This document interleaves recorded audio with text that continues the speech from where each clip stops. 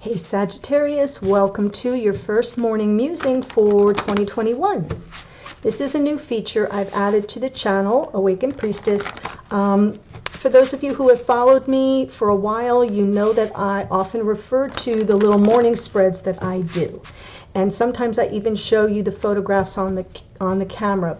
So I thought for the new year it might be fun to invite you behind the scenes. This is what I do when I first get up. So this is pre-coffee, shower, hair, and makeup. That's why you're only seeing my hands, because I'm going to spare you the before imagery.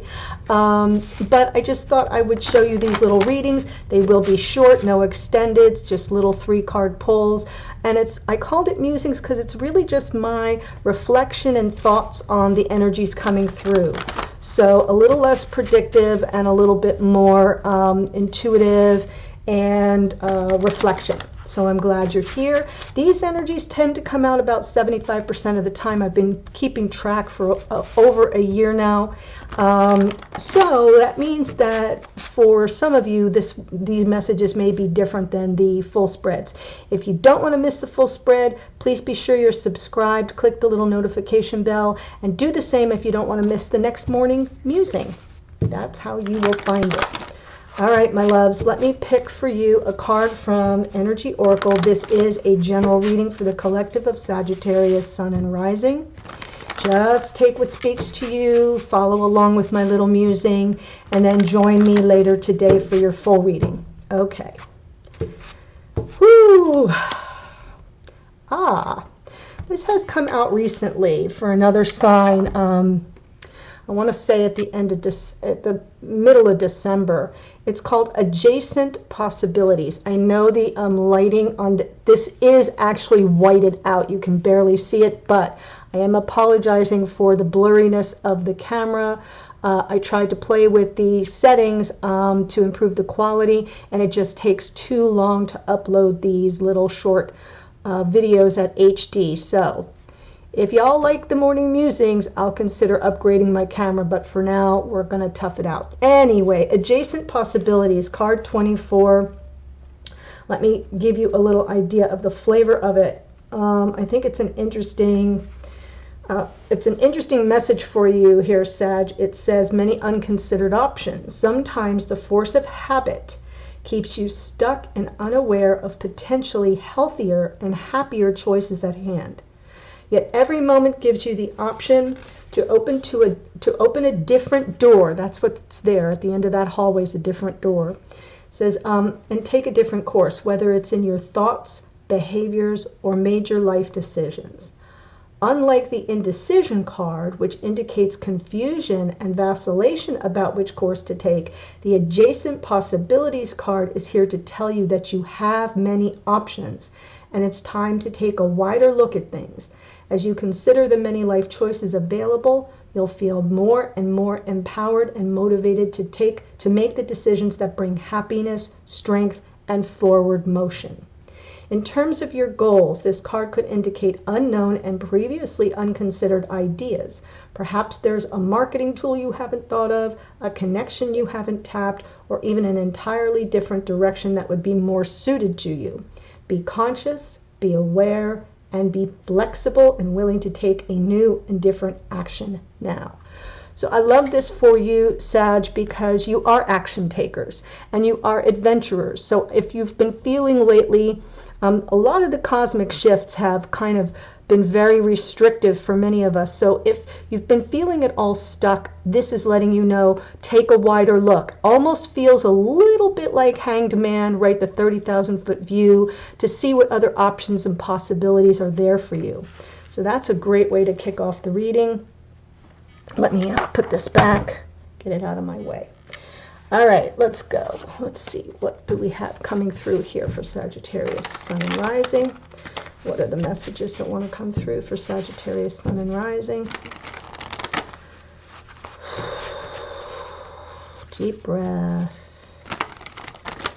Hope this finds you all well, adjusting to the energies of the new year and the new age. Sending you all so much love and my wishes for all the best in 2021. Just in case I haven't said it to you already. So this first card is the Anchor card. Wow, Ace of Wands, there's your action.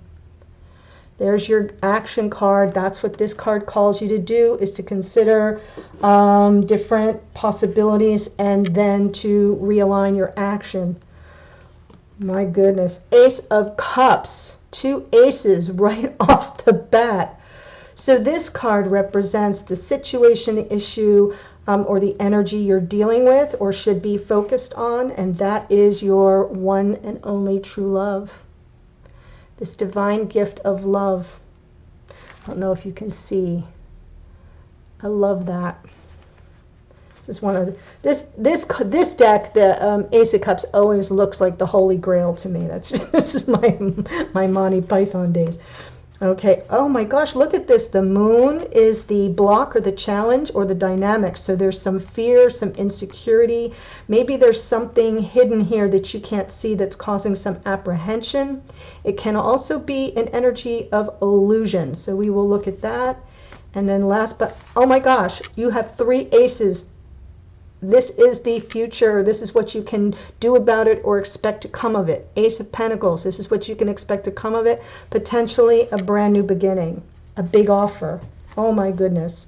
So for some of you, if this speaks to you in terms of your career, there may be something about your newfound passion. I'm just going to say it because I just kind of muse about this. So it's just a reflection and a musing. There may be some new passion coming in, something that brings you a lot of happiness and emotional contentment, but you've got some reservations about it. I'm telling you, it may lead to some big opportunity for more abundance and stability and growth. This is about growth. But for those of you in connection that are looking at this in terms of your twin flame soulmate connection, which is what I focus on in my big spreads later in the day, is there's a reignition of a torch of passion here. There's an igniting of the torch of passion with your one true love. That's what the focus is. And there are reservations and some insecurities and maybe some fear around it, but what it is, the potential is that Ace of Pentacles, that new beginning. Wow, talk about adjacent possibilities. 3 aces. So the only ace that's missing is the Ace of Swords. That would be the epiphany, the aha moment, the divine gift of knowledge, insight, awareness, clarity. So that's the energy we have to focus on, is the one that's missing.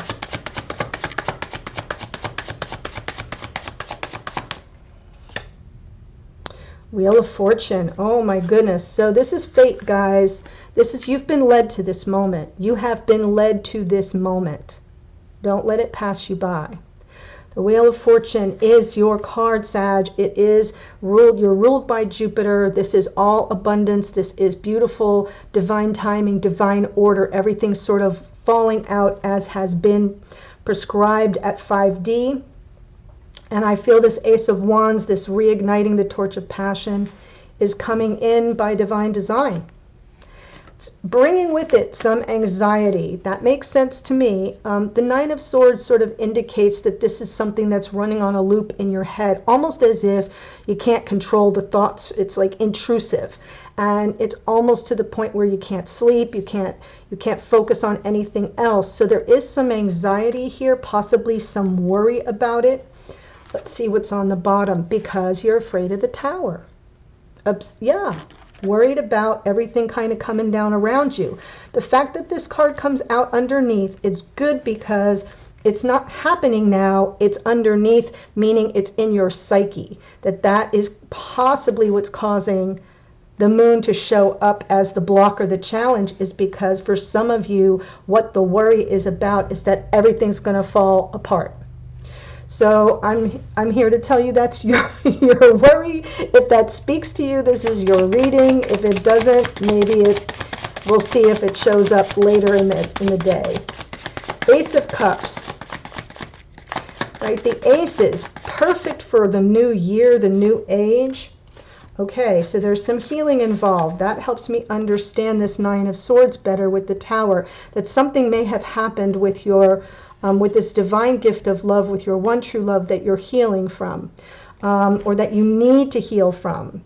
So remember, this is the area of your focus, attention, Four of Pentacles. So you're guarded. You're feeling guarded here. Look at this guy hanging on to his pentacles. He's got his feet on, wearing one on his head, holding one right in front of the heart chakra. So there is some guardedness there. Something that you're not willing to let go of right now because it doesn't feel, you don't feel secure or safe. Maybe because the 2 fours, maybe because not enough healing has taken place yet. That's very possible. Let's see the Moon card, please. This is the block or the challenge. Possibly the dynamic between both of you. I am reading for Sag, but if you're here as a cross watcher, you may be able to find yourself here in the reading. This is Pisces, just to say, and Aries in the Tower. Oh, sure. Look at all that's riding on this, the 10 of Cups. So let me tell you guys, Sag, this is going to sound crazy, but I got a fortune cookie the other day. I mentioned it in my new moon reading. If you haven't seen that for the new moon in Capricorn, that was up yesterday. Please watch it. The 10 of Cups, the rainbow here. And the fortune cookie said, if you want the rainbow, you have to tolerate the rain. And I feel that there's some fear here that everything might come down and you might lose that opportunity at the totality of your emotional contentment, the happily ever after, the nirvana of this connection, right? Going from the Ace of Cups to the 10 of Cups, we see here there's an emphasis on the love, on the emotional connection here. And I feel there's some fear that something may not come off the way you intend it to. Yeah, with your twin. 4 of Wands. So the moon is about your insecurities being triggered in this case. It could be happening for both of you since this is the 1111 twin flame card, the main one that I feel attached to in the deck. And whether or not you're going to come into union, whether or not you're going to come together and experience that emotional nirvana and the happily ever after that you so desire. And I feel like you're healing from something in the past that is continuing to cause you some anxiety and concern. It's all, you have to understand, everything's being rolled out here. This is destiny. It is fate to have all these aces show up. There's new beginnings on the horizon. Underneath is a Knight of Swords. And I'm going to take it because to me it feels like there's some air that needs to be cleared here. The Knight of Swords usually likes to get out ahead of a situation and clear the air. Sometimes they get out too far over their skis and speak without thinking, so you do have to keep that in check. It's underneath, which tells me that bubbling up under the surface, you would really like to clear the air. You're just feeling not very secure about it right now. That makes sense. That is a total, because look at the anxiety and the 9 of Swords with the moon, those two going together. There's so much riding on this, and the fear and the concern and the insecurity is, will it all blow up and fall apart underneath me? Ace of Pentacles, what you can expect to come of it. I love this reading for you guys. Wow, King of Cups.